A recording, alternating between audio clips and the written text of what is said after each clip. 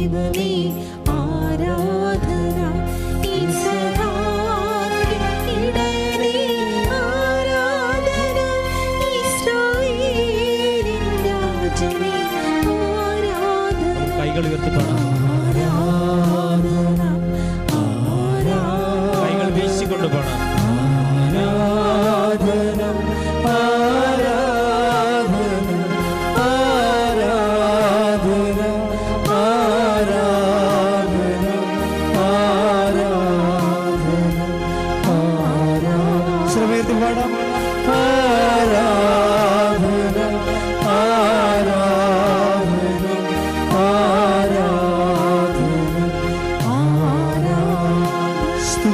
Hallelujah ഹല്ലേലൂയ ഹല്ലേലൂയ.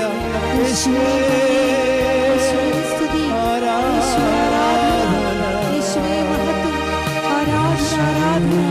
ഹല്ലേലൂയ യേശുവേ നന്ദി, ആരാധന യേശുവേ മഹത്വം, ആരാധന ആരാധന ആരാധന. ഹല്ലേലൂയ ഹല്ലേലൂയ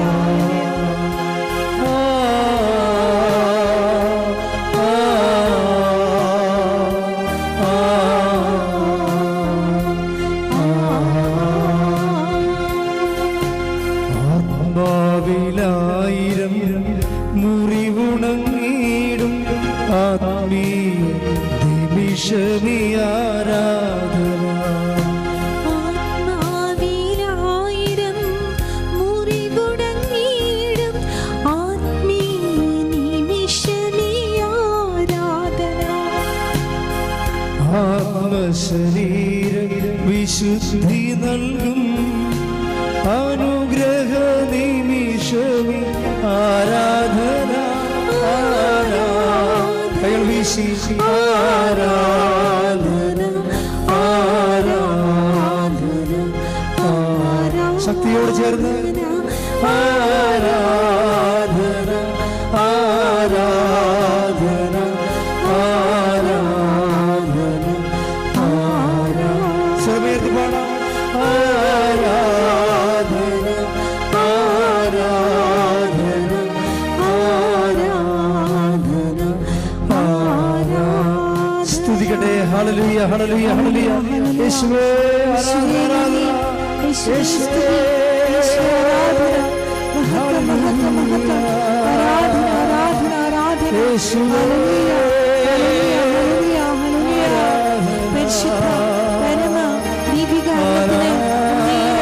ആരാധനയും സ്തുതിയും പുകഴ്ചയും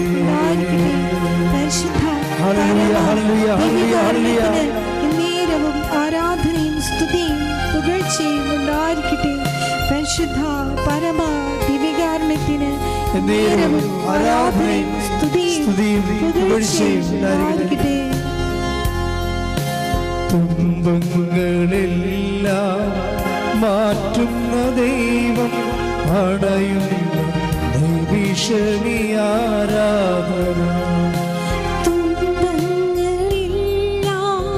അകറ്റുന്ന ദൈവം അണയുന്ന നിമിഷമേ ആരാധന.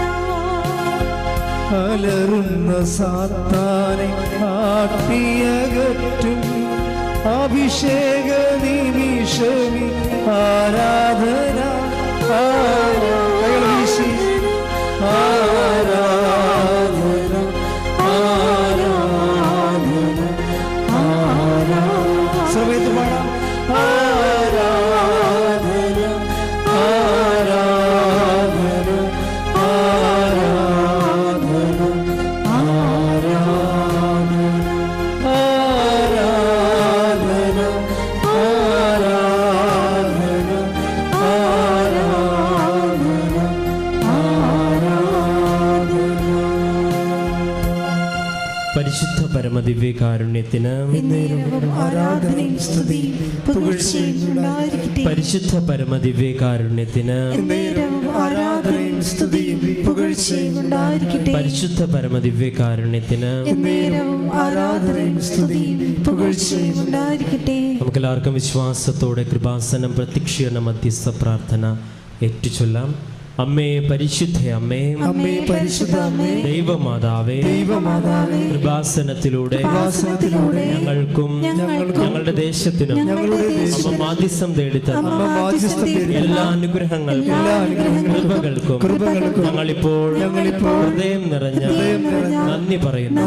നമുക്ക് സ്തുതിച്ച് പ്രാർത്ഥിക്കാം. ഹല്ലേലൂയ ഹല്ലേലൂയ ഹല്ലേലൂയ യേശുവേ സ്തുതി. ഹല്ലേലൂയ ഹല്ലേലൂയ ഹല്ലേലൂയ ഹല്ലേലൂയ ഹല്ലേലൂയ ഹല്ലേലൂയ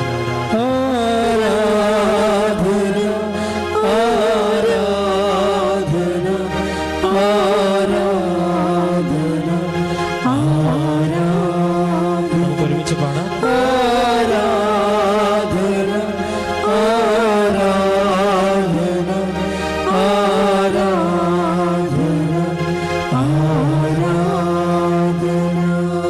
പരിശുദ്ധ പരമദിവ്യകാരുണ്യത്തിന് ആരാധനയും സ്തുതിയും പുകഴ്ചയും ഉണ്ടായിരിക്കട്ടെ. പരിശുദ്ധ പരമദിവ്യകാരുണ്യത്തിന് ആരാധനയും സ്തുതിയും പുകഴ്ചയും ഉണ്ടായിരിക്കട്ടെ. പരിശുദ്ധ പരമദിവ്യകാരുണ്യത്തിന് ആരാധനയും സ്തുതിയും പുകഴ്ചയും ഉണ്ടായിരിക്കട്ടെ. അമ്മേ പരിശുദ്ധ അമ്മേ, അമ്മേ പരിശുദ്ധ അമ്മേ, ദൈവമാതാവേ, ദൈവമാതാവേ, 2004 ഡിസംബർ 7-ാം തീയതി ഉച്ച കഴിഞ്ഞ് 2:30 കൃപാസനത്തിൽ സംഭവിച്ച അമ്മയുടെ പ്രത്യക്ഷപ്പെടലിനെ കുറിച്ച് തിരുസഭയ്ക്ക് സമർപ്പിച്ചിരിക്കുന്ന പഠനരേഖകളുടെ വസ്തുനിഷ്ഠവും ദൈവശാസ്ത്ര വിധിപ്രകാരമുള്ള അന്വേഷണ പഠനങ്ങൾ നടത്തി ആ പ്രത്യക്ഷപ്പെടലിലൂടെ പ്രകടമായ ദൈവമാതാവിന്റെ പ്രത്യേക കരുതലും സംരക്ഷണവും വെളിപ്പെടുത്തുന്ന പീഡിതരുടെ ആശ്വാസം പ്രവാചകന്മാരുടെ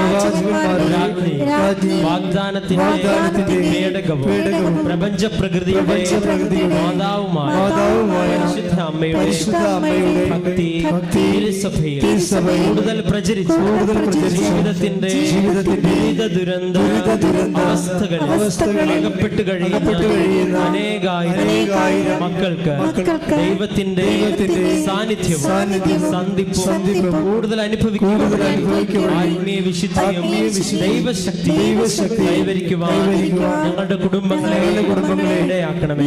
നമുക്ക് സ്തുതിച്ച് പ്രാർത്ഥിക്കാം. ഹല്ലേലൂയ ഹല്ലേലൂയ യേശുവേ നന്ദി. ഹല്ലേലൂയ ഹല്ലേലൂയ സ്തുതി യേശുവേ ആരാധന ആരാധന ഹല്ലേലൂയ ഹല്ലേലൂയ മഹത്വം മഹത്വം ഹല്ലേലൂയ ഹല്ലേലൂയ ഹല്ലേലൂയ യേശുവേ സ്തുതി. ഹല്ലേലൂയ ഹല്ലേലൂയ ഹല്ലേലൂയ ഹല്ലേലൂയ ഹല്ലേലൂയ നന്ദി ആരാധന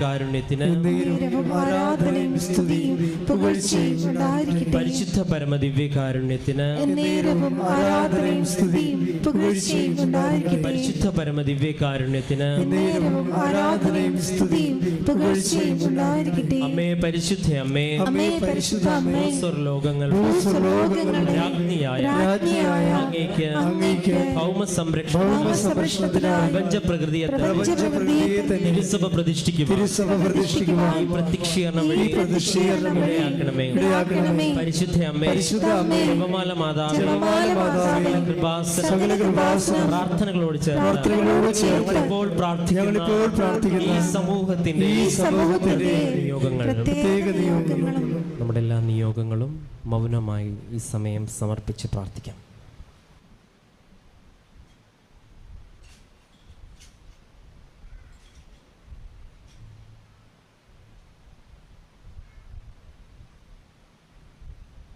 അമ്മയുടെ പ്രത്യക്ഷീകരണത്തിന്റെ ഈ അനുഗ്രഹവേളയിൽ ഞങ്ങൾക്ക് സാധിച്ചു തരുവാണമേ.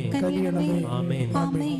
നമുക്കെല്ലാവർക്കും ഈ സമയം ഒക്കെയും അഭിഷേകത്തിന്റെ സമയമായി മാറുവാനായിട്ട് ഇവിടെ എത്തിച്ചേർന്നിരിക്കുന്ന ഓരോ വ്യക്തികളും ഈ ആരാധനയിലൂടെ വലിയ ദൈവസ്പർശനത്തിൻ്റെ അനുഭവങ്ങൾ ലഭിക്കുവാൻ ഇത് പങ്കെടുക്കുന്ന ലക്ഷക്കണക്കിന് ആളുകൾ, അത് ഓൺലൈനിലും എവിടെ ഇരുന്നാണെങ്കിലും ആ പങ്കെടുക്കുന്നവർക്കൊക്കെ പരിശുദ്ധ അമ്മയുടെ സാന്നിധ്യത്തിൻ്റെയും ദിവ്യകാരുണ്യ അനുഭവത്തിൻ്റെയും വലിയ അനുഭവങ്ങൾ ഉണ്ടാകുവാൻ നമുക്കെല്ലാവർക്കും ഈ സമയം എഴുന്നേറ്റ് നിന്ന് കരങ്ങളടിച്ച് ഈ ഒരു ധ്യാനത്തിൻ്റെ അനുഭവം വലിയ ദൈവാനുഭവമായി മാറണമേ എന്ന് പ്രാർത്ഥിച്ചുകൊണ്ട് നമുക്ക് ആത്മീയമായിട്ടും നമ്മുടെ മനസ്സിനെയും ശരീരത്തിനെയും ഒക്കെ ഇനി ചെലവഴിക്കാൻ പോകുന്ന നിമിഷങ്ങളിലേക്ക് പൂർണ്ണമായിട്ട് ഒരുക്കി സ്തുതിച്ചുകൊണ്ടും ഗാനം ആലപിച്ചുകൊണ്ടും നമുക്ക് പ്രാർത്ഥിക്കാം.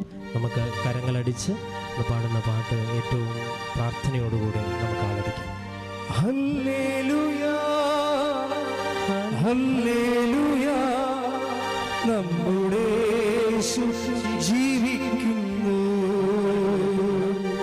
ഹല്ലേലൂയ ഹല്ലേലൂയ, നമ്മുടെ യേശു ജീവിക്കുന്നു. കരങ്ങളടിച്ചുകൊണ്ട് സന്തോഷത്തോടെ ആരാധനയുടെ നിമിഷങ്ങളെല്ലാം സമർപ്പിച്ചുകൊണ്ട് ഈ സമയം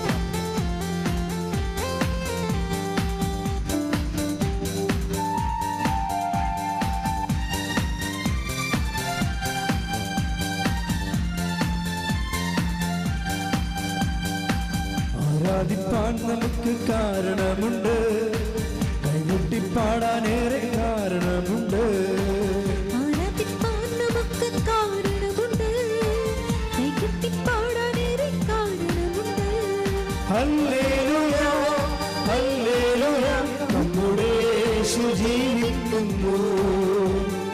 ഹല്ലേലൂയ ഹല്ലേലൂയ, നമ്മുടെ യേശു ജീവിക്കുന്നു. ആരാധിപ്പാൻ നമുക്ക് കാരണമുണ്ട്, കൈകൊട്ടി പാടാനേറെ കാരണമുണ്ട്. ആരാധിപ്പാൻ നമുക്ക് കാരണമുണ്ട്, കൈകൊട്ടി പാടാനേറെ കാരണമുണ്ട്. സ്തുതിക്കട്ടെ. ഹല്ലേലൂയ ഹല്ലേലൂയ ഹല്ലേലൂയ.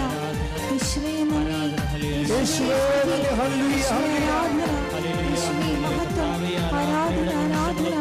ഹല്ലേലൂയ ഹല്ലേലൂയ. യേശുവേ നന്ദി. ആരാധന. യേശുവേ മഹത്വം മഹത്വം. ഹല്ലേലൂയ ഹല്ലേലൂയ ഹല്ലേലൂയ. യേശുവേ ആരാധന. ഹല്ലേലൂയ ഹല്ലേലൂയ ഹല്ലേലൂയ ഹല്ലേലൂയ. യേശുവേ കാലുകളേറെ കുറെ വഴുതിപ്പോയെ, ചോദിച്ചതും നിലച്ചതല്ല. കാലുകൾ ഒരിക്കലും ഉയരില്ല എന്ന് നിലച്ചു. എന്റെ ദിനവുകൾ ദൈവം മാറ്റി എഴുതി, പിന്നെ കാൽ വഴുകുവാൻ ഇടവന്നില്ല.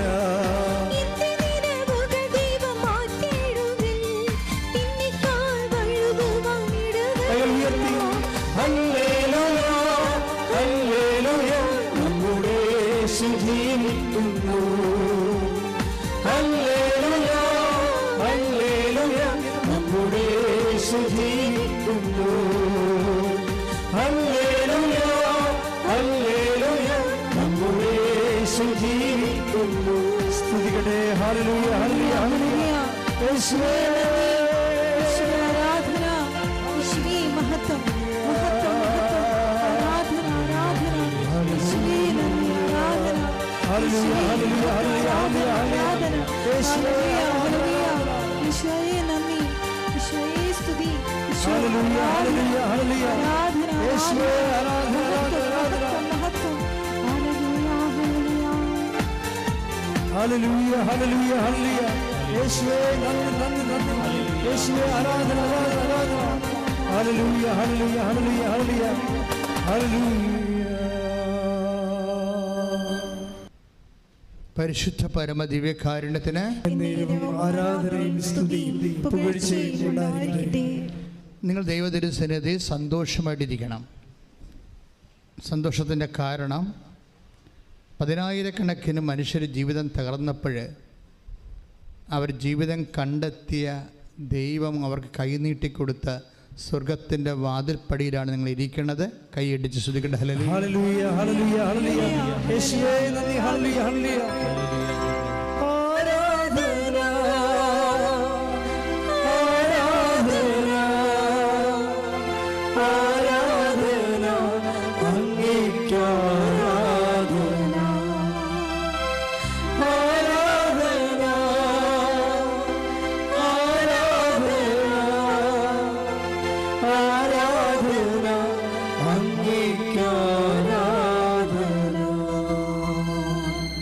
നമുക്ക് ഒരു ഗതിയും പരഗതിയുമില്ല, ഒരെത്തും പിടിയും കിട്ടണില്ല.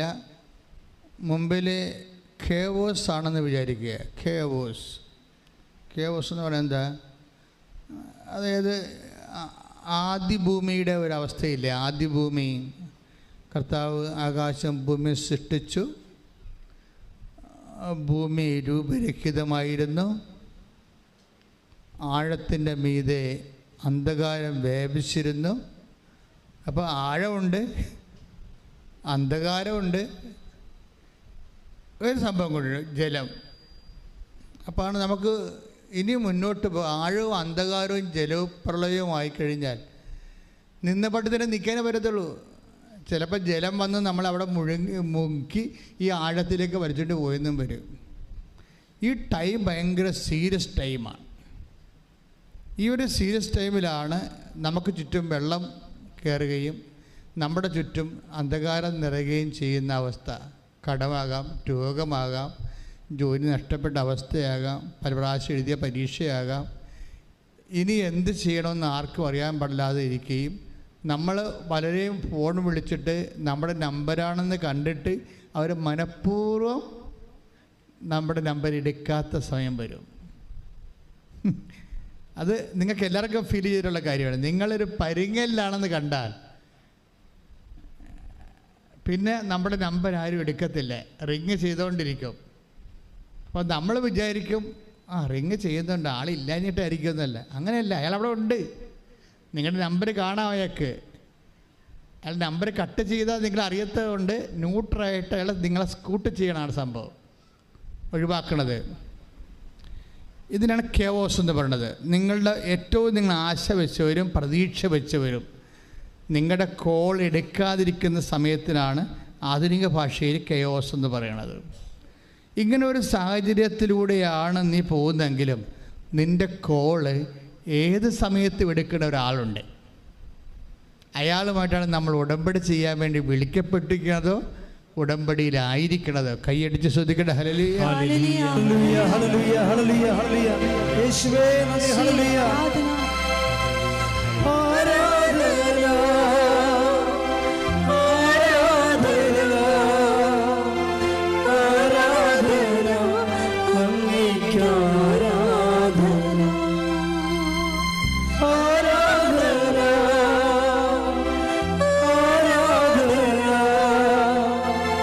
ആരാധന അങ്ങേയ്ക്ക് ആരാധന. നമ്മളെ ചോര മണക്കുന്ന ഒരു സമയമുണ്ട്, അല്ലെങ്കിൽ നമ്മളെ മൂത്രം മണക്കുന്ന ഒരു സമയമുണ്ട്, നമ്മുടെ സെക്രീഷൻസൊക്കെ നമ്മളെ മണക്കുന്ന ഒരു സമയമുണ്ട്. നമ്മളെ ആൾക്കാർ കൈകൊണ്ട് എടുക്കാൻ ബുദ്ധിമുട്ടുന്നതും നമ്മുടെ മുറിയിലോട്ട് കയറി വരാനോ നമ്മുടെ ജീവിതത്തിലൊക്കെ എത്തി നോക്കാനോ പറ്റാതെ നമ്മൾ ഒറ്റയ്ക്ക് നമ്മുടെ വിധിക്ക് വിടുന്ന ഒരു സമയമുണ്ട്. ഈ സമയമാണ് ഉടമ്പടിയുടെ സമയം. ഇതറിയണമെങ്കിൽ നിങ്ങൾ take the word of God. Ezekiel 16 അധ്യായം 4 വാക്യം വരെ. എസെക്കിയേൽ 16 അധ്യായം 4 മുതലുള്ള തിരുവചനങ്ങൾ. നീ ജനിച്ച ദിവസം നിന്റെ പൊക്കിൾ കൊടി മുറിച്ചിരുന്നില്ല. Praise the Lord. നിന്നെ കുളിപ്പിച്ച് ഒന്ന് ചിന്തിച്ചു നോക്കിക്കേ. നീ ജനിച്ച ദിവസം, നമ്മളെ ഇസ്രയേലിനെ കുറിച്ച് പറയണതാണ്. ദൈവത്തിൻ്റെ തിരഞ്ഞെടുക്കപ്പെട്ട എല്ലാ വിശ്വാസികളുടെയും പ്രതീകമാണ് ഇസ്രയേൽ. അറിയാമല്ലോ, ഇസ്രയേൽ എന്ന് പറയുമ്പോൾ ഒരു രാജ്യമല്ല, ദൈവത്തിൻ്റെ തിരഞ്ഞെടുക്കപ്പെട്ട ജനമെന്ന് അതിൻ്റെ അർത്ഥം. അത് ആരും ആകാം.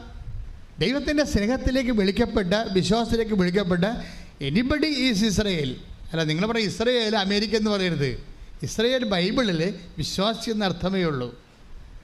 അപ്പോൾ വിശ്വാസി ജനിച്ച ദിവസം, വിശ്വാസം രൂപപ്പെട്ട് വരുന്ന, നമ്മളിൽ വിശ്വാസം രൂപപ്പെട്ട് വരുന്ന ഒരു സമയമില്ലേ. മേരി ചേച്ചി എന്ന് പറഞ്ഞൊരു ചേച്ചി ഈ ദിവസം കൊണ്ട് സാക്ഷ്യം പറഞ്ഞ്, മേരി ചേച്ചി പറഞ്ഞ ഇതാണ്: ഞാൻ വിശ്വാസത്തിലേക്ക് വന്നിട്ട് 7 വർഷമായി, പക്ഷേ എല്ലാവരും എന്നെ ഇട്ടേച്ചും പോയെന്ന്. വിശ്വാസത്തിലേക്ക് അവർ പുതുതായിട്ട് വന്നതാണ്. അതുകൊണ്ട് എൻ്റെ ആങ്ങളെ ഇട്ടേച്ചും പോയി, എൻ്റെ അപ്പ, എൻ്റെ ആങ്ങളുടെ ഭാര്യ പോലും ഞാൻ വീട്ടിൽ ചെന്നിട്ട് സംസാരിച്ചില്ല. ആങ്ങളുടെ ഭാര്യ പോലും ഞാൻ വീട്ടിൽ ചെന്നിട്ട് എൻ്റെ വീട്ടിൽ എന്നെ കയറ്റണില്ല. അതൊക്കെ വിശ്വാസം ഒരു ഇസ്രയേലായി മാറുമ്പോൾ, വിശ്വാസം രൂപപ്പെട്ട് വരുമ്പോൾ നമ്മുടെ ഉറ്റവരും ഉടയവരൊക്കെ പതുക്കെ പതുക്കെ നമ്മളെ ഇങ്ങനെ അവോയ്ഡ് ചെയ്ത് കളയും. എന്നിട്ട് എന്തിനാണ് ഈ മേരിച്ചേച്ചി എന്തിനാണ് ഇവരുടെ വീട്ടിൽ അവർ കയറ്റത്തില്ലായിരുന്നു?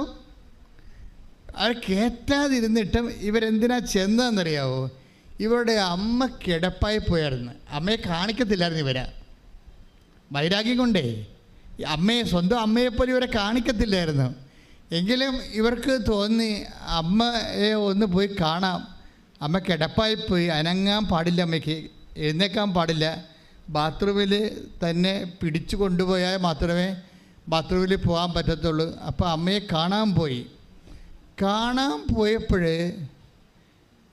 നിങ്ങളെല്ലാവരും മനസ്സിലാക്കേണ്ട ഒരു സത്യമുണ്ട് എൻ്റെ അകത്ത്. അതായത് ഈ ദിവസങ്ങൾ വരുന്ന സാക്ഷ്യത്തിൻ്റെ ഒരു രീതിയുണ്ട്. ആ സാക്ഷ്യത്തിൻ്റെ രീതി എന്ന് പറയുന്നത്, ഇപ്പോൾ തന്നെ കൊല്ലത്ത് നിന്ന് ജിബി ആൻ്റണി ഒരു സാക്ഷ്യം പറഞ്ഞു. അപ്പോൾ അവർ ഉന്നയിച്ചൊരു വിഷയമുണ്ട്. ഇപ്പം ഞാൻ വയനാട്ടിലെ മേരിച്ചച്ചിൽ നിന്ന് പെട്ടെന്ന് ജിബി ആൻ്റണിയുടെ പോണതിൻ്റെ കാരണം ആ സാക്ഷി ഇൻ്റർകണക്റ്റഡാണ്.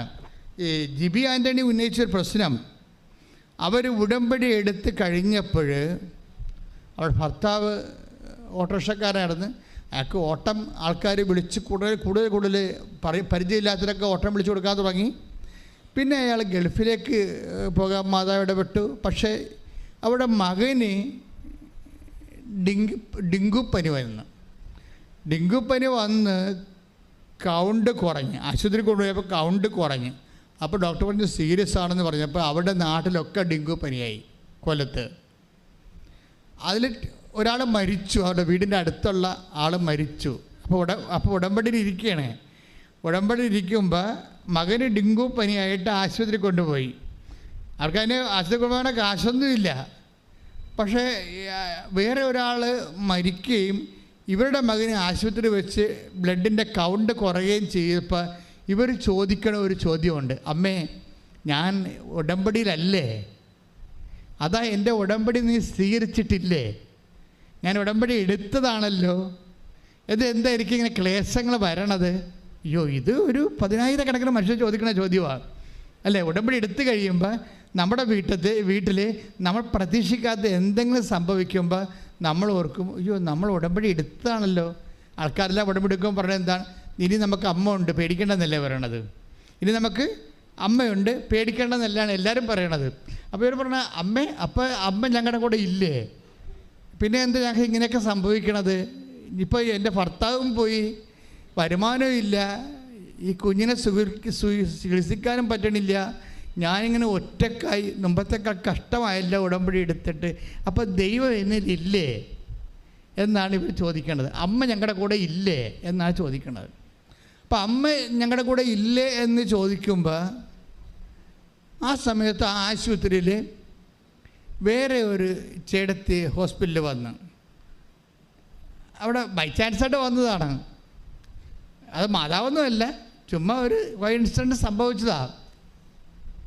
അപ്പോഴുടനെ ഈ വന്ന അപരിചിതയായ ചേച്ചി ഇവരോട് ചോദിച്ചു, ആരോടാ? ജോബി ആൻ്റണിയോട് ചോദിച്ചു, നിങ്ങൾ ഉടമ്പടി എടുത്താണല്ലേ എന്ന് ചോദിച്ചു. അപ്പോൾ എടുത്തതാണെന്ന് പറഞ്ഞു. എന്താ കാര്യം? ഇവിടെ കാശ് രൂപം കണ്ടിട്ടാണ് അവർ ചോദിച്ചത്. ഇപ്പോൾ ആൾക്കാർ ഉടമ്പടിക്കാരെല്ലാം തമ്മിൽ തിരിച്ചറിയണത് അവിടെ കാശ് രൂപം ഉള്ളത് കൊണ്ടാണ് തിരിച്ചറിയണത്. അപ്പോൾ അവർ ചിലരൊക്കെ തമ്മിൽ തിരിച്ചറിഞ്ഞാൽ കൂടെ നിന്ന് അവരുടെ വിഷയത്തിന് ഉടമ്പടിക്കാരെല്ലാം കൂടിയിട്ട് ഒരുമിച്ച് പ്രാർത്ഥിക്കും. കാര്യം അവരെല്ലാവരും ഉടമ്പടിയിലാണല്ലോ. അപ്പോൾ നിങ്ങൾ തീഷ്ണമായിട്ട് ഉടമ്പടിയിലാണായിട്ടുള്ളവരാണെങ്കിൽ, നിങ്ങളിതുപോലെ ഒരു അപരിചിതരാണെങ്കിലും ഒരുമിച്ച് പ്രാർത്ഥിക്കാൻ അവസരം കിട്ടിയാൽ പ്രാർത്ഥിക്കുന്നത് ശരിക്കും അപ്പോഴും നിങ്ങളുടെ വിഷയങ്ങൾക്കെല്ലാം ദൈവികമായ ഇടപെടലുണ്ടാകും. അത് അടയാളം തന്നെയാണ്. അപ്പോഴുടനെ ഈ ജോബി ആൻ്റണി പറഞ്ഞു, ഞാൻ ഉടമ്പടി എടുത്തതാണ്. അപ്പോൾ ഈ വന്ന അപരിചിത പറഞ്ഞു, എനിക്ക് വന്ന് അവിടെ പോയാൽ കൊള്ളാമെന്നുണ്ട്, പക്ഷെ പറ്റണില്ല എന്ന് പറഞ്ഞ്. എന്നിട്ട് പറഞ്ഞ് എൻ്റെ കൈ, അപ്പോൾ അവർ എന്തിനാണ് പോണത്? അത് എൻ്റെ കൈ പൊങ്ങണില്ല, കുറേ മാസങ്ങളായിട്ട് ഇത് പൊക്കിയിട്ടൊരു ജോലി നടക്കണില്ല, കൈ തളർന്നു പോയി.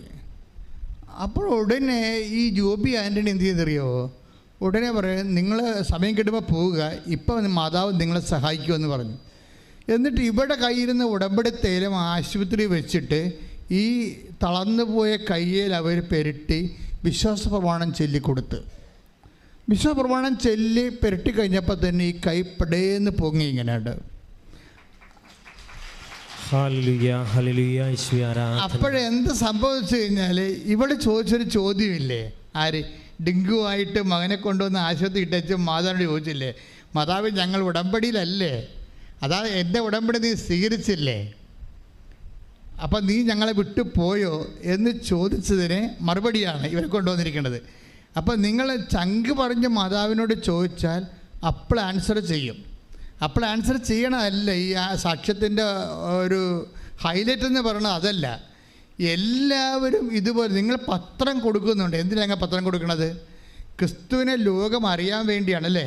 പക്ഷെ നിങ്ങളുടെ കയ്യിൽ കുറേ ആയുധങ്ങളുണ്ട്. ഉപ്പുണ്ട്, അതുപോലെ തന്നെ അതുപോലെ തന്നെ ഉടമ്പടി തൈലമുണ്ട്. ഇപ്പോൾ ഈ വയനാട്ടിലത്തെ മേരി ചേച്ചി എന്താ ചെയ്യുന്നറിയാമോ? മേരി ചേച്ചിയുടെ സാക്ഷ്യം എന്ന് പറയുന്നത് രസമാണ്. അതായത് എനിക്ക് തോന്നുന്നത് ഈ ആൾക്കാർ ഇപ്പോഴും ചെയ്തുകൊണ്ടിരിക്കുന്നത് അവർ തന്നെ വിശ്വാസത്തിൽ എംപവറായിട്ട് മറ്റുള്ളവരെ വിശ്വാസത്തിലേക്ക് കൊണ്ടുവരികയാണ്. നിങ്ങളുടെ വാല്യൂ കൂടാൻ, ദൈവദൃശ്യത്തിൽ നിങ്ങളുടെ വാല്യൂ കൂടാനുള്ള ഏറ്റവും വലിയ മാർഗം അതാണ്. കാര്യം മറ്റുള്ളവരെ വിശ്വാസത്തിലേക്ക്, അവരെ മതം മാറ്റുകയല്ല, ക്രിസ്തുവിൽ അവർക്ക് ആശ്വാസവും ആത്മശക്തിയും ലഭിച്ച് അവർ നിലനിൽപ്പ് കിട്ടണം. അവർക്ക് നിലനിൽപ്പ് കിട്ടണം. അപ്പോൾ അതുകൊണ്ട് തന്നെ നിങ്ങൾക്കത് മനുഷ്യന്മാർക്ക് അത് ചെയ്തു കൊടുക്കാം. അതൊരു ഉപവിപ്രവർത്തനങ്ങളാണ്. ആ ഉപവിപ്രവർത്തനത്തിൻ്റെ ബേസിലാണ് നിങ്ങൾ രോഗി പരിചരണം പോലെ നിങ്ങൾക്ക് കിട്ടിയിരിക്കുന്ന ദൈവത്തിൻ്റെ കൃപ പങ്കുവെച്ച് കൊടുക്കേണ്ടത്. പ്രാർത്ഥിക്കുക, കർത്താവേ എനിക്ക് കിട്ടിയിരിക്കുന്ന ദൈവകൃപ പങ്കുവെച്ച് കൊടുത്ത് മറ്റുള്ളവരെയും ബലപ്പെടുത്തുവാൻ മറ്റുള്ളവരെ ബലപ്പെടുത്തുക എന്നുള്ളത് നമ്മുടെ ഒരു ദൈവികമായ ലക്ഷ്യമാണ്. ഇപ്പം ലുക്കാൻ്റെ സുവിശേഷമില്ലേ, വിശുദ്ധ ലുക്കാ സുവിശേഷം 22:32 എടുത്ത് ശ്രദ്ധിക്കട്ടെ.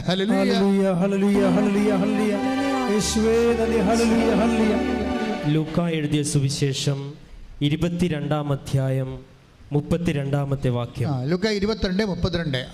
എന്നാൽ പറഞ്ഞ എന്നാൽ നിന്റെ വിശ്വാസം ക്ഷയിക്കാതിരിക്കാൻ ഞാൻ നിനക്ക് വേണ്ടി പ്രാർത്ഥിച്ചു.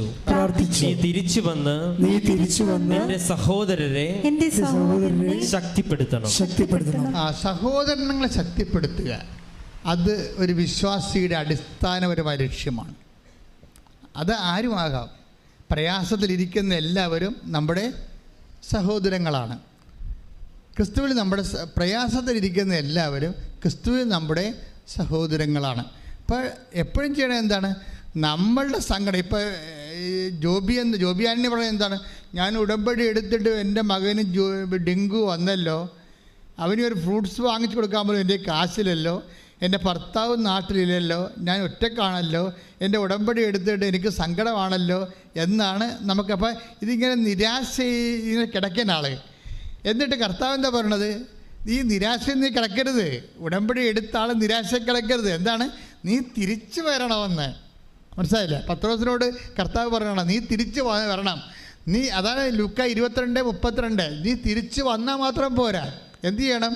നിൻ്റെ സഹോദരനെ ബലപ്പെടുത്തണം. ഒന്ന് പ്രാർത്ഥിച്ചേ. കർത്താവേ, ഉടമ്പടിയുടെ വലിയ സ്വർഗീയ ബലം ആത്മശക്തി എന്നിൽ അഭിഷേകമാകാൻ എൻ്റെ വിശ്വാസം മറ്റുള്ളവരെ ആശ്വസിപ്പിക്കുവാൻ സ്വർഗത്തിന്റെ സുവിശേഷത്തിന്റെ ഉപകരണമാക്കാൻ മറ്റുള്ളവരെ ബലപ്പെടുത്താൻ എന്നെ സുവിശേഷത്തിന്റെ ഉപകരണമാക്കണമേ. സ്തുതിക്കട്ടെ. ഹല്ലേലൂയ, ഹല്ലേലൂയ, ഹല്ലേലൂയ, ഹല്ലേലൂയ, ഹല്ലേലൂയ, ഹല്ലേലൂയ. യേശുവേ നന്ദി. ഹല്ലേലൂയ, ഹല്ലേലൂയ, ഹല്ലേലൂയ, ഹല്ലേലൂയ, ഹല്ലേലൂയ, ഹല്ലേലൂയ. കരങ്ങളടിച്ചുകൊണ്ട് പാടാം. ആത്മശക്തിയെ ഇറങ്ങി എന്നിൽ വാ, ഇറങ്ങി എന്നിൽ വാ, മഴ പോലെ പെയ്തിറങ്ങി വാ, മഴ പോലെ പെയ്തിറങ്ങി വാ. സ്വർഗീയ തീയെ ഇറങ്ങി എന്നിൽ വാ, ഇറങ്ങി എന്നിൽ വാ, മഴ പോലെ പെയ്തിറങ്ങി വാ, മഴ പോലെ പെയ്തിറങ്ങി വാ. ആത്മനദിയായൊഴുകി എന്നിലിന്നു വാ, ആത്മശക്തിയായൊഴുകി എന്നിലിന്നു വാ, ആത്മനദിയായൊഴുകി എന്നിലിന്നു വാ, ആത്മശക്തിയായൊഴുകി എന്നിലിന്നു വാ. മഴ പോലെ പെയ്തിറങ്ങി വാ, മഴ പോലെ പെയ്തിറങ്ങി വാ, മഴ പോലെ പെയ്തിറങ്ങി വാ, മഴ പോലെ പെയ്തിറങ്ങി വാ. പരിശുദ്ധ പരമ ദിവ്യകാരണത്തിന് എന്നേരവും ആരാധനയും സ്തുതിയും പുകഴ്ചയും ഉണ്ടായിരിക്കട്ടെ. അപ്പോഴേ ഈ കൊല്ലത്തെ ജോബി ആൻ്റണി ഇവിടെ കൈ പൊങ്ങിക്കഴിഞ്ഞപ്പോൾ അവർക്ക് മനസ്സിലായി. എന്ത് മനസ്സിലായി? ഉടമ്പടിയിൽ അവർക്ക് ഇടയ്ക്ക് ദുഃഖങ്ങളൊക്കെ ഉണ്ടെങ്കിലും ഉടമ്പടിയിലാണവർ, ദൈവം അവരെ വിട്ട് പോയിട്ടില്ല. അതൊരു അടയാളം കാണിക്കുകയാണ്. അപ്പോൾ നിങ്ങളിതുപോലെ ഇത് ഈ സാക്ഷികൾക്ക് മനസ്സിലാകണം.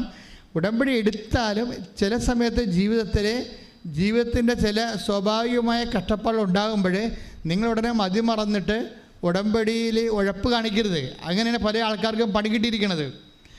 ദൈവം എപ്പോഴും വിശ്വസ്തനായിരിക്കും. അതായത് ഇപ്പം തിമോത്തി 2 പറയുന്ന പോലെ, ഇപ്പം 2:20 എടുത്ത്, അതായത് നമ്മൾ അവിശ്വസ്തനായിരുന്നാലും ദൈവം വിശ്വസ്തനായിട്ട് തുടരും. ശ്രദ്ധിക്കട്ടെ. ഹല്ലേലൂയ, ഹല്ലേലൂയ, ഹല്ലേലൂയ, ഹല്ലേലൂയ. യേശുവേ നന്ദി. ഹല്ലേലൂയ, ഹല്ലേലൂയ, ഹല്ലേലൂയ, ഹല്ലേലൂയ, ഹല്ലേലൂയ, ഹല്ലേലൂയ, ഹല്ലേലൂയ. യേശുവേ സ്തുതി. ഹല്ലേലൂയ, ഹല്ലേലൂയ, ഹല്ലേലൂയ, ഹല്ലേലൂയ, ഹല്ലേലൂയ, ഹല്ലേലൂയ. യേശുവേ നന്ദി. ഹല്ലേലൂയ, ഹല്ലേലൂയ, ഹല്ലേലൂയ, ഹല്ലേലൂയ. 2 തിമോത്തി 2-ാം അധ്യായം 13-ാമത്തെ വാക്യം. നാം അവിശ്വസ്തരായിരുന്നാലും, പറഞ്ഞേ, നാം അവിശ്വസ്തരായിരുന്നാലും അവൻ വിശ്വസ്തനായിരിക്കും. ഇത് ഉടമ്പടിക്കാരെല്ലാം മനസ്സിലാക്കേണ്ട സംഭവമാണ്. അല്ല ജോബി ആൻ്റിയെ പോലെ പെട്ടെന്ന് എന്തെങ്കിലും ഒരു സംഭവം നടക്കുമ്പോൾ തന്നെ ദൈവം എന്നെ കൈവിട്ടെന്നും പറഞ്ഞ് കണ്ണാക്കിടരുത്. ദൈവം സ്റ്റാറ്റസ് കീപ്പ് ചെയ്യും. നമ്മളാണ് ഇത്. നമ്മളോട് പറയും നീ തിരിച്ചു വരാൻ പറയും. ദൈവമല്ല തിരിച്ചു വരേണ്ടത്. ലുക്ക 22:32 എഴുതിയിരിക്കുന്നത് എന്താണ്? ദൈവമല്ല തിരിച്ചു വരേണ്ടത്, പിന്നെന്താണ്? നീ തിരിച്ചു വരണം. നീ തിരിച്ചു വന്നിട്ട് എന്ത് ചെയ്യണം? നീ ബലപ്പെടാൻ വേണ്ടി മറ്റുള്ളവരെ ബലപ്പെടുത്തണം. മനസ്സിലായില്ലേ? ഇപ്പം നിങ്ങൾ ഉടമ്പടിയിൽ ഇപ്പം ഒരു വീണ് പോയെങ്കിലും നീ ദൈവമല്ല തിരിച്ചു വരണം. ദൈവം അവിടെ വിശ്വസ്തനായിട്ടുണ്ട്. നമ്മൾ തിരിച്ചു വരണം. തിരിച്ചു വന്നിട്ട് എന്ത് ചെയ്യണം? മറ്റുള്ളവരെ ബലപ്പെടുത്തി തിരിച്ചു വരിക എന്ന് വെച്ചിട്ട് എന്തിനാ? തിരിച്ചു വന്നിട്ട് നമ്മൾ പ്രാർത്ഥിച്ചുകൊണ്ട് ഇരുട്ട് മുറുകിയിരിക്കുകയല്ല.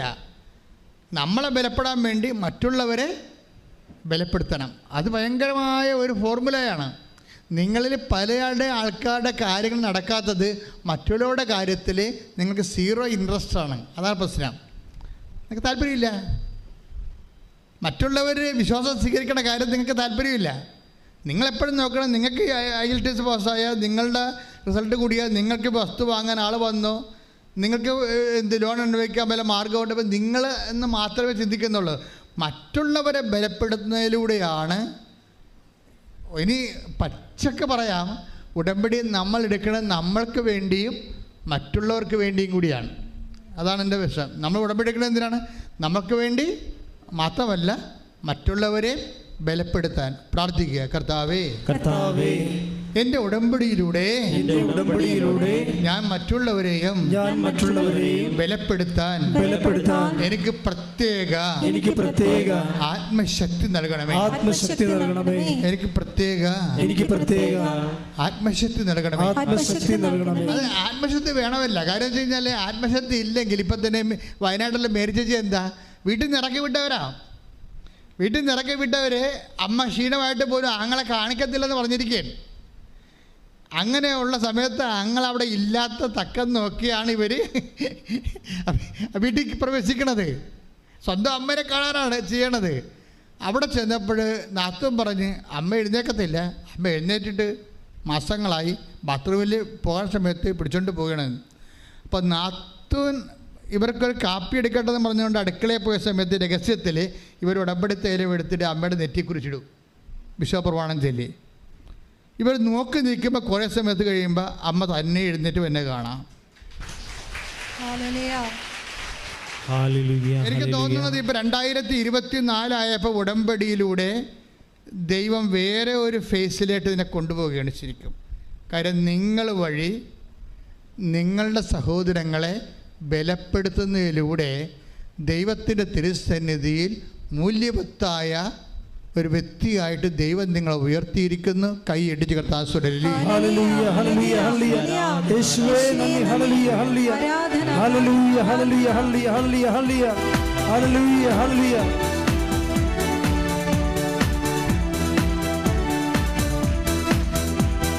കഴുകനെ പോലെ ചിറകടിച്ചുയരാൻ തളർന്നു പോകാതെ ബലം ധരിച്ചോടുവാൻ. കഴുകനെ പോലെ ചിറകടിച്ചുയരാൻ തളർന്നു പോകാതെ ബലം ധരിച്ചോടുവാൻ. കാത്തിരിക്കുന്നിതാ ഞാനും യഹോവേ, ശക്തിയെ പുതുക്കുവാൻ എൻ്റെ ഉള്ളിൽ വാ. കാത്തിരിക്കുന്നിതാ ഞാനും യഹോവേ, ശക്തിയെ പുതുക്കുവാൻ എൻ്റെ ഉള്ളിൽ വാ. മഴ പോലെ പെയ്തിറങ്ങി വാ, മഴ പോലെ പെയ്തിറങ്ങി വാ, മഴ പോലെ പെയ്തിറങ്ങി വാ, മഴ പോലെ പെയ്തിറങ്ങി വാ. ആത്മശക്തിയെ ഇറങ്ങി എന്നിൽ വാ, ഇറങ്ങി എന്നിൽ വാ, മഴ പോലെ പെയ്തിറങ്ങി വാ, മഴ പോലെ പെയ്തിറങ്ങി വാ. സ്വർഗീയത്തിയെ ഇറങ്ങി എന്നിൽ വാ, ഇറങ്ങി എന്നിൽ വാ, മഴ പോലെ പെയ്തിറങ്ങി വാ, മഴ പോലെ പെയ്തിറങ്ങി വാ. പരിശുദ്ധ പരമദിവ്യകാരുണ്യത്തിന് എന്നേരവും ആരാധനയും സ്തുതിയും പുകഴ്ചയും ഉണ്ടായിരിക്കട്ടെ.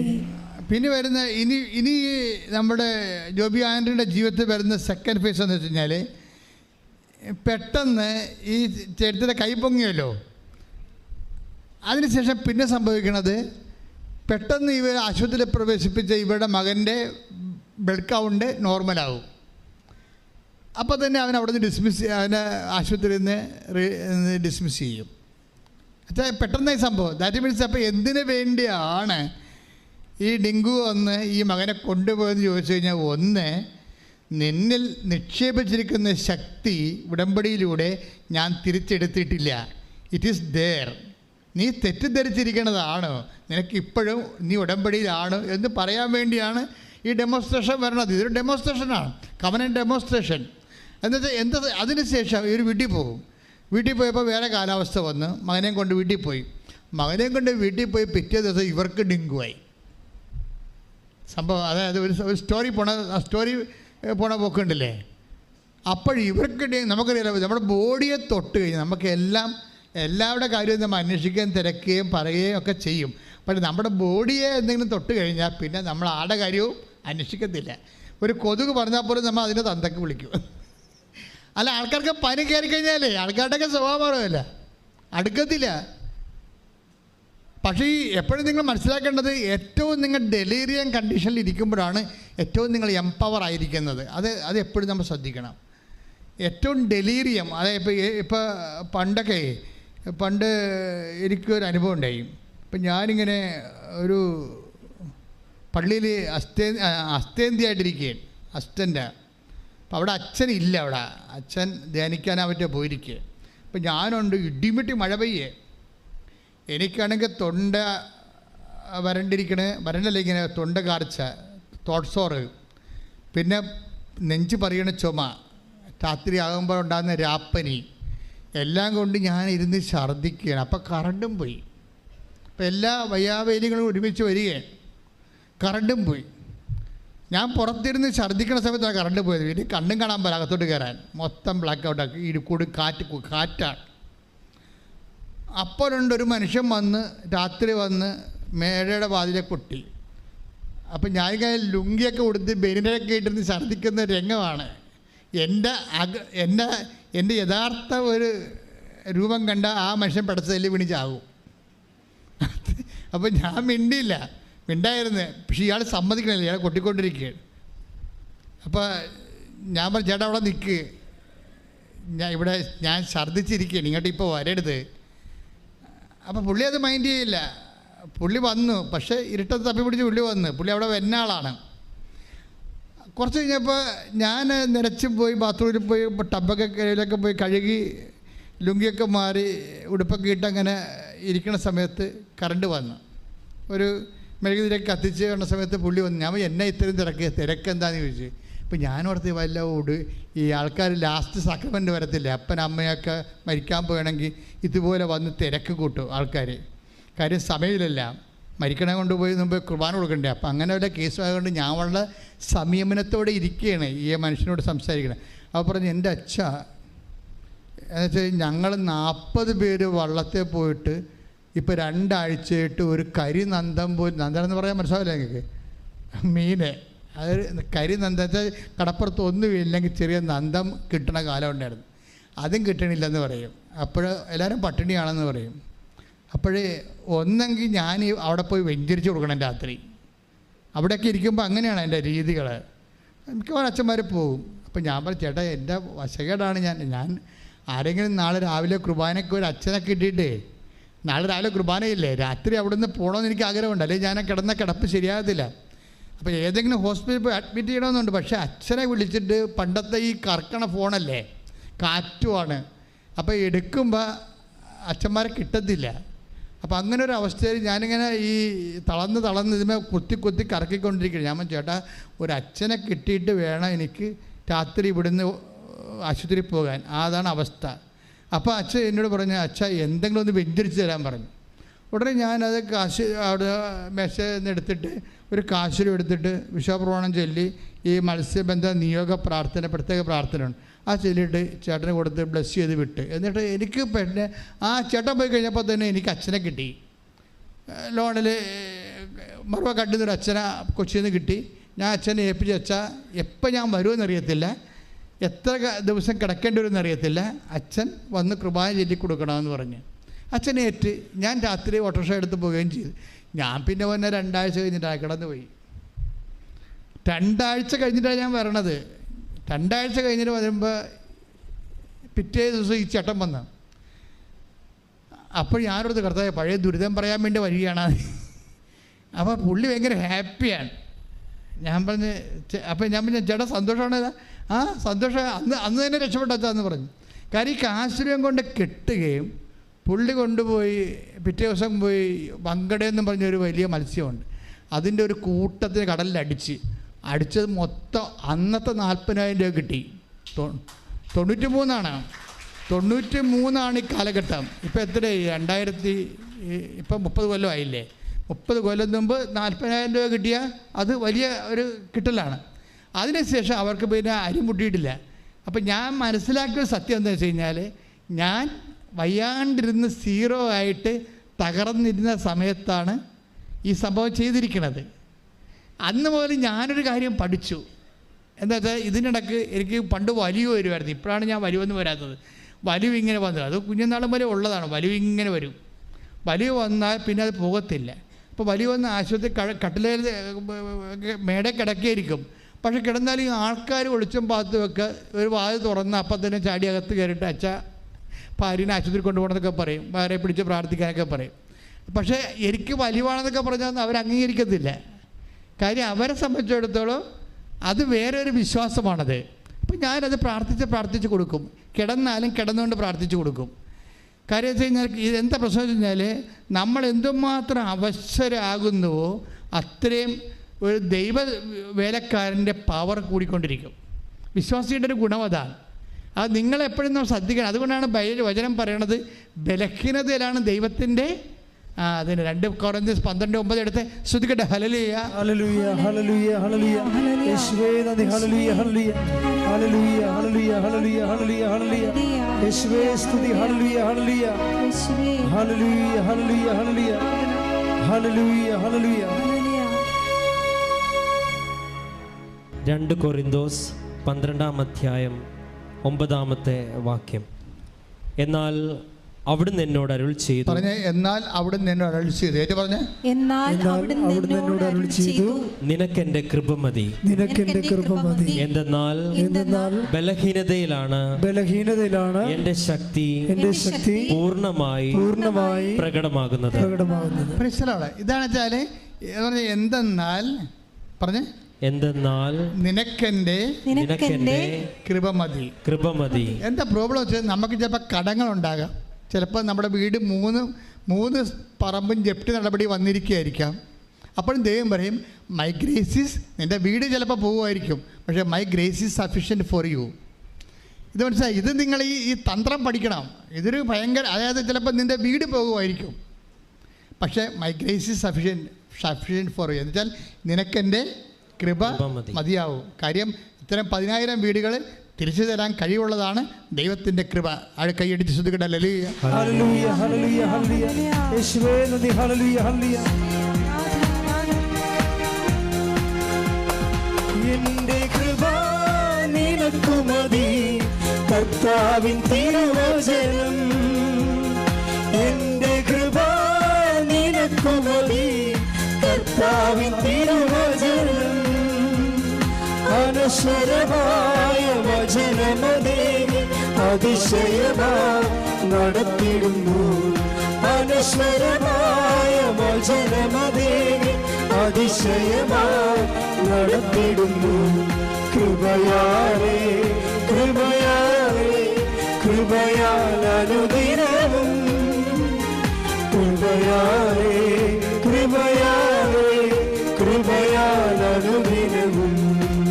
പരിശുദ്ധ പരമദിവ്യകാരണത്തിന് ആരാധനയും സ്തുതിയും പുകഴ്ചയും ഉണ്ടായിരിക്കട്ടെ. അതുകൊണ്ട് എൻ്റെ മക്കൾ മനസ്സിലാക്കേണ്ട ഒരു വിഷയമുണ്ട്. നിങ്ങളെ പ്രാർത്ഥിക്കേണ്ട സബ്ജക്റ്റ് ഞാൻ പറഞ്ഞുതരാം. നിങ്ങളെ പ്രാർത്ഥിക്കേണ്ടത് ക്ലേശകാലത്ത് മിനിമം കൃപ നിലനിർത്തി കിട്ടാൻ വേണ്ടി പ്രാർത്ഥിക്കണം. മനസ്സിലായില്ലേ? ക്ലേശകാലം എന്ന് പറഞ്ഞത് അത് ബിബ്ലിക്കലി സ്പീക്കിംഗ് ടെമ്പററി ടൈമാണത്. ഒരു കുറച്ച് കാലമേ ഉണ്ടാകത്തുള്ളത്, അതങ്ങനെ മാറിപ്പോവും. ദൈവം ഒരിക്കലും എപ്പോഴും നമ്മളിങ്ങനെ ഇട്ട് കഷ്ടപ്പെടുത്തത്തില്ല. ഇപ്പോൾ ഏത് ടൈം വരും, നിങ്ങളുടെ വിശ്വാസത്തെ ഉജ്ജ്വലിപ്പിക്കും, നിങ്ങളുടെ വിശ്വാസ കൈമാറ്റത്തെ പ്രജ്വലിപ്പിക്കും, എന്നിട്ട് അതിൻ്റെ ഡ്യൂട്ടി പൂർത്തിയാക്കിയിട്ട് ആ കാലം മാറിപ്പോവും. പിന്നെ നിങ്ങളുടെ എംപവറിങ്ങിൻ്റെ കാലം വരും. പക്ഷേ ഈ ക്ലേശകാലത്ത് മര്യാദയ്ക്ക് കൈകാര്യം ചെയ്യാൻ പറ്റുന്നില്ലെങ്കിൽ നമ്മൾ അവിശ്വസ്തരായിട്ട് മാറും. ഈ ക്ലേശകാലത്തിൻ്റെ ഉദ്ദേശം നമ്മുടെ ഫിഡലിറ്റി ചെക്ക് ചെയ്യുകയാണ്. നമ്മുടെ കപ്പാസിറ്റി, നമ്മളുടെ ഒരു ആധ്യാത്മിക കപ്പാസിറ്റി എപ്പോഴും ഇങ്ങനെ ചെക്ക് ചെയ്തുകൊണ്ടിരിക്കും. കാര്യം കൃപയെന്ന് പറഞ്ഞാൽ എന്താണ്? 2 Corinthians 12:9 അനുസരിച്ചുകൊണ്ട് ശക്തിയാണ്. ദൈവത്തിൻ്റെ ശക്തിയാണ്. ഈ ശക്തി ബൈബിളിലെ കപ്പാസിറ്റി എന്ന് പറയും, കഴിവാണ്.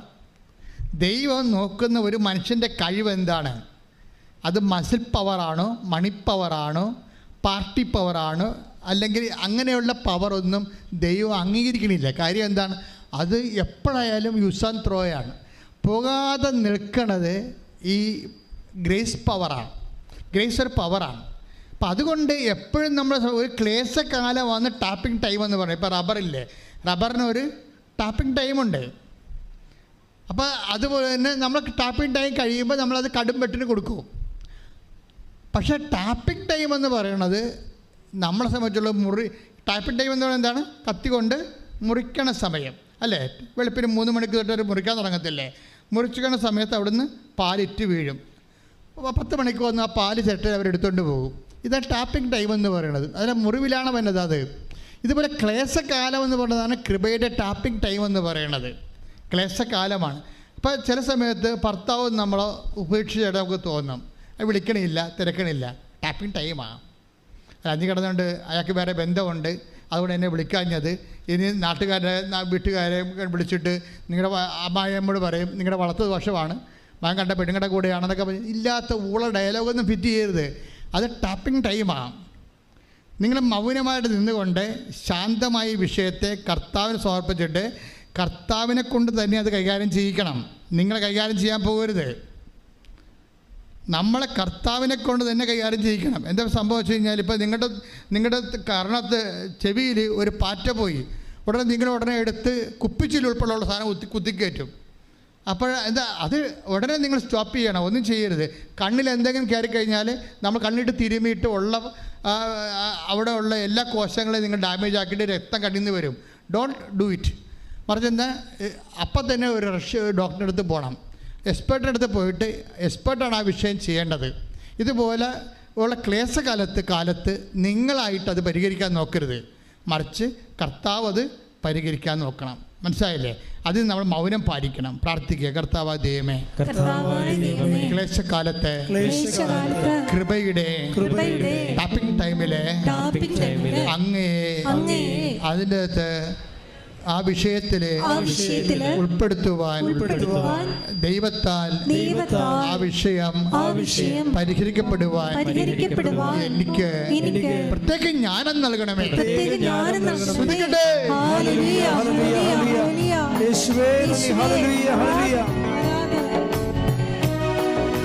കരങ്ങളടിച്ചുകൊണ്ട് പാടാം. ക്ലേശകാലത്ത്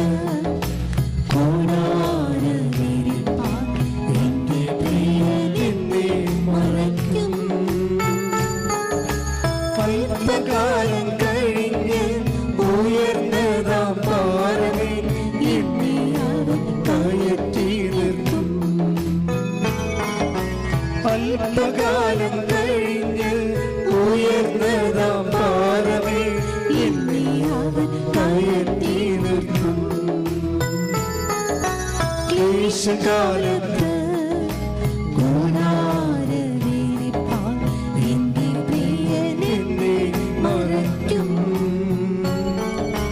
അല്പകാലം കഴിഞ്ഞ് ഉയർന്നതാം പാറമേ എന്നെ അവൻ കയറ്റി നിർത്തും.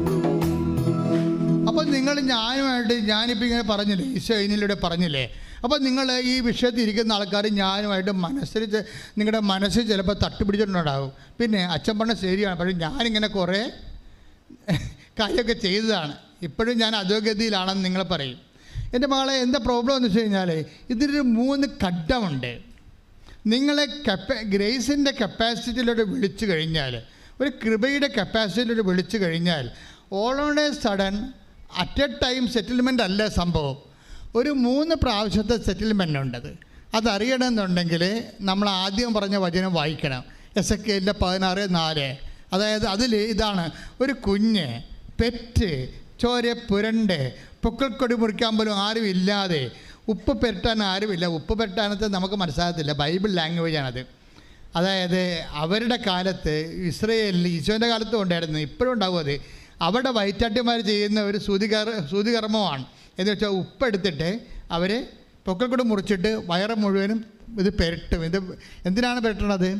ഈ കുഞ്ഞിൻ്റെ ഉള്ളിൽ ബോഡിയിൽ കുറേ വെള്ളം ഉണ്ടാകത്തില്ല, എക്സ്ട്രാ വെള്ളം, ആവശ്യമില്ലാത്ത വെള്ളമില്ലേ, ആ വെള്ളമെല്ലാം പുറത്തേക്ക് കളയാൻ വേണ്ടി പൊക്കിൾക്കൊടി മുറിച്ചിട്ട് അവർ ഉപ്പ് പെരട്ടും. എന്തുപ്പാണ് പെരട്ടണത്?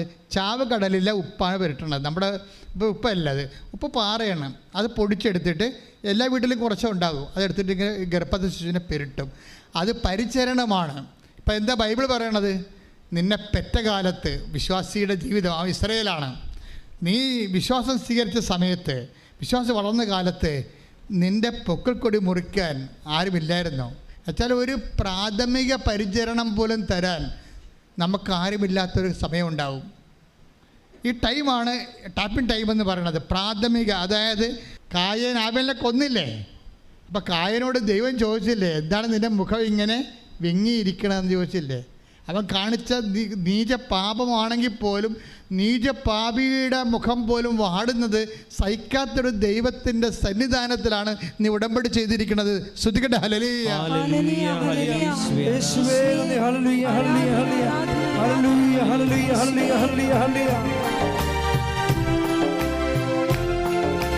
ക്ലേശകാലത്ത്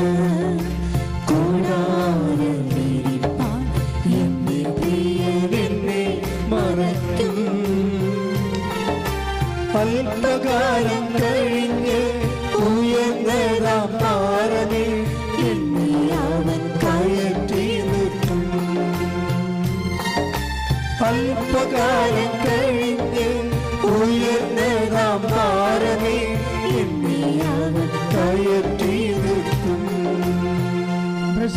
ഞാൻ പറഞ്ഞില്ലേ, അപ്പോൾ ഈ ഒരു ക്ലേശകാലത്തിന് ഒരു ഏറ്റവും കുറഞ്ഞത് ഒരു 3 ടൈമുണ്ട്. ഇപ്പം നീ ഒരു ഡൈവേഴ്സ്ഡ് ആയിട്ടുള്ള സിംഗിൾ ഒരു സ്പൗസ് ആണെന്ന് വിചാരിച്ചോ, നിൻ്റെ ഭർത്താവ് നിന്നെ വിളിക്കണില്ല, അല്ലെങ്കിൽ നിൻ്റെ ഭാര്യ നിന്നെ ഇട്ടിട്ട് പോയി, നിൻ്റെ കുഞ്ഞുങ്ങളെ അവൾ യൂറോപ്പിൽ പോയി, അവൾ നിൻ്റെ ഫോൺ എടുക്കണില്ല, ഒരു കാലഘട്ടമാണെന്ന് വിചാരിച്ചോ. അപ്പോൾ ഇങ്ങനെ പല കാര്യങ്ങൾ കഴിയുമ്പോൾ ചിലപ്പോൾ ഭാര്യ വീട്ടുകാർ നമ്മളോട് ഉടക്കുണ്ടാകും. അപ്പോൾ പിന്നെ ചിലപ്പോൾ നിൻ്റെ കടക്കാർ നീയായിട്ട് ഉടക്കുണ്ടാകും, ചിലപ്പോൾ നിൻ്റെ ഷെയർ ഹോൾഡേഴ്സ് ഇഷ്യൂ ഉണ്ടാകും. എൻ്റെ മക്കളെ, എൻ്റെ ദൈവവേദന, ഇങ്ങനെ ഉള്ള ഓരോ കാലഘട്ടത്തിലും നീ ഇപ്പം തന്നെ ഈ ജോബി ആൻ്റണി എന്താ, അവളുടെ മകൻ സുഖപ്പെട്ട് വീട്ടിൽ വന്നപ്പോൾ നമ്മൾ ഓർത്ത് തീർന്ന്, അവളുടെ കൂടെ കർത്താവ് പ്രവർത്തിച്ചല്ലോ. അപ്പോൾ ഒക്കെ മനസ്സിലായി, അവിടെ മകന് സുഖപ്പെട്ട്, അപ്പോൾ എല്ലാം ക്ലോസായി, ഇനിയിപ്പോൾ സന്തോഷമായെന്ന് വിചാരിച്ചാൽ വീട്ടിൽ വന്നപ്പോഴുണ്ടേ ഇവക്ക് ഡെങ്കു പനിയായി. അപ്പോൾ എന്നാ പറയണത്, മകനപ്പുറത്ത് ആശുപത്രിയിൽ കൊണ്ടുവന്ന് കിടപ്പുണ്ട്, മകളും കിടപ്പുണ്ട്, ഭർത്താവ് നാട്ടിലില്ല, ഭാര്യ ഉള്ള ഇവക്ക് ആരുമില്ല, നോബടി. ഇവക്ക് ഡെങ്കു പനിയായി. അത് മുഴുവനും ഈ അസ്ഥി മുഴുവനും കഴിച്ചു വിടുന്ന അവസ്ഥയായി. അതായത് ഭക്ഷണം പോലും കിട്ടാത്തൊരവസ്ഥയായി. അപ്പോൾ ഇവിടെ അമ്മയോട് ചോദിച്ചു, അമ്മേ പൂർണ്ണമായിട്ട് എന്നെ ഇങ്ങനെ ഒഴിവാക്കിയ, എനിക്കിപ്പോൾ ആരുമില്ലാണ്ടായല്ലോ, ഒരു ഫ്രൂട്ട്സ് വാങ്ങിച്ച് കഴിക്കാൻ പോലും എനിക്ക് പൈസ ഇല്ല, ഞാൻ കിടന്ന് ചത്തുപോകും. പക്ഷേ എന്താ നമ്മൾ ഉടമ്പടി എടുക്കുമ്പോഴുള്ള ഗുണമെന്ന് പറഞ്ഞാലേ, ഇങ്ങനെ കിടപ്പ് ചത്തുപോകുമെന്ന് പറയാൻ നമുക്കൊരാളുണ്ട്. പ്രീഡില്ലേ, നമ്മളെ ഇതുപോലെ പണ്ട് നമുക്ക് സംസാരിക്കാൻ പറ്റത്തില്ലായിരുന്നു, ആരുമില്ലല്ലോ സംസാരിക്കാൻ ഉറപ്പായിട്ട്. ഇന്നിപ്പോൾ ഉടമ്പടി എടുത്തു കഴിഞ്ഞപ്പോൾ അധികാരപൂർവ്വം അവകാശപൂർവ്വം അവർ സംസാരിക്കാൻ അവർക്ക് ആളുണ്ട്. രാത്രി അമ്മേ എൻ്റെ അവസ്ഥ കണ്ടില്ലേ എന്ന് ചോദിച്ച്, ഞാൻ ഇങ്ങനെ കിടന്ന് തീരുകയാണെന്ന് പറഞ്ഞില്ല, രാവിലെ എഴുന്നേറ്റ് ഇവളെ കൂടായിട്ട് ജോലി ചെയ്യുകയാണ്. ഒരു 2-3 മണിക്കൂർ കഴിഞ്ഞപ്പോഴാണ് ഇവൾ ഓർത്തത്, എടാ എനിക്ക് ഡെങ്കുപ്പനി ആയിരുന്നില്ല എന്ന്. ആ രാത്രി ആ സംഭവം എടുത്ത് അമ്മ മാറ്റി, ആ രാത്രി തന്നെ. എന്ന് വെച്ച് കഴിഞ്ഞാൽ നമ്മൾ ഒരു പരീക്ഷണത്തിലൂടെ പോകുമ്പോൾ എപ്പോഴും കൈയിരിക്കണ ബാറ്റൺ പോകാതെ, നിങ്ങൾ ശീക്കരം ഓടാൻ നിങ്ങൾക്ക്, പക്ഷെ കൈയിരിക്കണ ബാറ്റൺ പോകാതിരിക്കാൻ നോക്കണം. ഇത് റിലേ കളിയാണ്. വിശ്വാസം ഒരു റിലേ റണ്ണാണ് ശരിക്കും പറഞ്ഞാൽ. അവിടുത്തെ മെയിൻ സംഭവം നിങ്ങളുടെ സ്പീഡ് മാത്രമല്ല, കൈയിരിക്കണ ബാറ്റനാണ്. ബാറ്റർ എന്താണ്? നിങ്ങളുടെ വിശ്വസ്തതയാണ്. ഉടമ്പടിയിലുള്ള ബാറ്റർ എന്ന് പറഞ്ഞാൽ എന്താണ്? വിശ്വസ്തതയാണ്. വിശ്വസ്തത തെറിപ്പിച്ച് കളയുന്ന രീതിയിലുള്ള പല അനുഭവങ്ങളും ദൈവം നമുക്ക് മനഃപൂർവ്വം തരുന്നത് യു ആർ ഇൻ ടെസ്റ്റിംഗ് ടൈമാണ്. ദൈവത്തിന് പണ്ട് മുതലുള്ള പരിപാടിയാണ്. യേശുക്രിസ്തുവിനെ ആണെങ്കിൽ പോലും ദൈവം ടെസ്റ്റ് ചെയ്തേ എടുക്കത്തുള്ളൂ. മനസ്സിലായ? അല്ലെങ്കിൽ പിന്നെ കർത്താവിൻ്റെ മരുഭൂമിയുടെ പരീക്ഷ ദൈവത്തെ ഒഴിവാക്കാൻ പറ്റത്തില്ലേ? ഒഴിവാക്കത്തില്ല. ദൈവം സത്യമായത് കാരണം ഫേക്കായിട്ടുള്ള ഒരു ഫെയ്ത്ത്ഫുൾ എടുക്കത്തില്ല. അത് നീ ഓർത്തേക്കണം. ദൈവത്തിൻ്റെ കണ്ണിൽ പൊടിയിട്ടിട്ട് എന്തെങ്കിലും പിണ്ണാക്ക് പുഴുക്കി കൊടുത്ത് നേർച്ച കൊടുത്തിട്ട് ദൈവത്തിൻ്റെ കണ്ണിൽ പൊടിയിട്ടിട്ട് നിൻ്റെ കാര്യം സാധിച്ചിട്ട് നിനക്ക് തോന്നിയ വാസം പടറക്കാലനായിട്ട് ജീവിക്കാമെന്ന് വിചാരിച്ചാൽ ഒറ്റ നടക്ക് പോകത്തില്ല. ഒരു ഫേക്ക് ഫെയ്ത്ത്ഫുള്ളിനെ ദൈവം അംഗീകരിക്കണില്ല. അതുകൊണ്ട് നീ ഫേക്ക് അല്ല എന്നുള്ളത് ദൈവതിരുസന്നിധിയിൽ സ്ഥാപിക്കാനുള്ള അവസരങ്ങൾ ദൈവം തരുന്നത് സഹനത്തിൻ്റെ രീതിയിലായിരിക്കും. പ്രാർത്ഥിക്കുക, കർത്താവ് ദൈവമേ, എൻ്റെ വിശ്വസ്തതയെ നീ ശോധന ചെയ്യുമ്പോൾ അന്തർജ്ഞാനത്താല് അത് മനസ്സിലാക്കി വിശ്വസ്തത കൈമോശം വരാതെ സൂക്ഷിച്ചുകൊണ്ട് ഉടമ്പടിയുടെ കൃപ പ്രാപിക്കാൻ എന്നെ സഹായിക്കണമേ.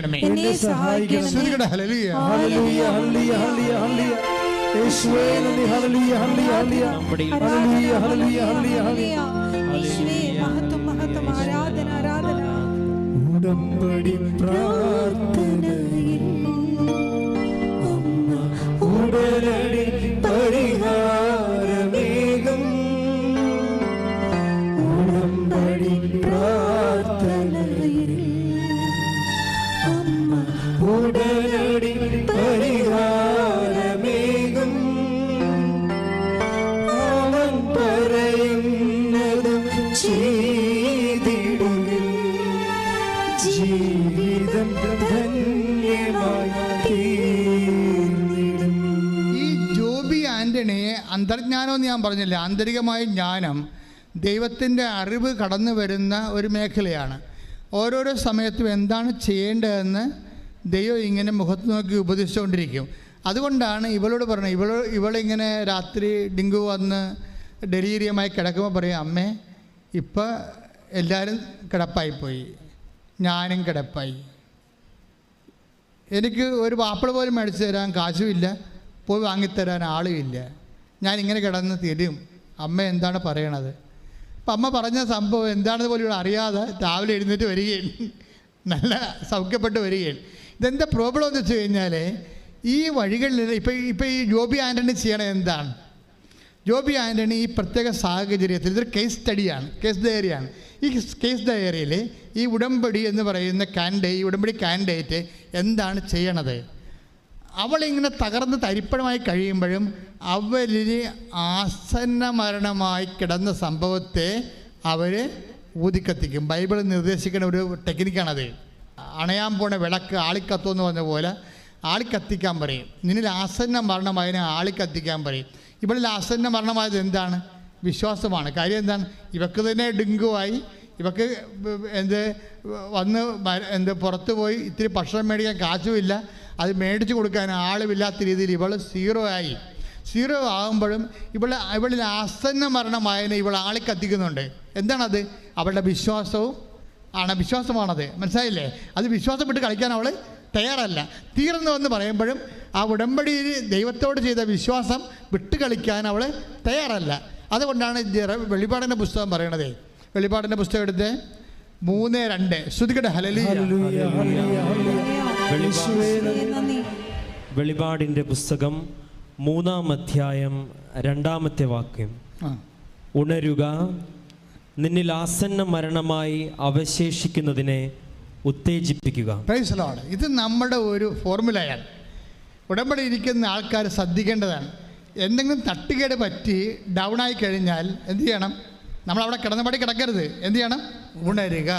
പറഞ്ഞേ, ഉണരുക, നിന്നിൽ ആസന്ന മരണമായ. എന്താകാം അത്? അത് ചിലപ്പോൾ ആസന്ന മരണമായതിനെ എന്നാ പറഞ്ഞിട്ടുള്ളത്. അതെന്തുമാകാം? അത് വിശ്വാസമാകാം, ദൈവസ്നേഹമാകാം, ഇനി ഉടമ്പടി തന്നെയാകാം.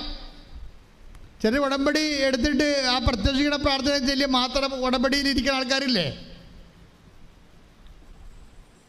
ചെറിയ ഉടമ്പടി എടുക്കും, അവരെന്ത് ചെയ്യും? നമ്മുടെ അസ്ഥിയായിട്ട് കൊള്ളാത്ത പണിയൊക്കെ ചെയ്യും.